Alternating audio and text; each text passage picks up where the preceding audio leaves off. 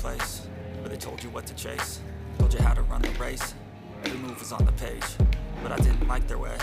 Had to fight and misbehave, had to find a way to change, had to leave to find my way.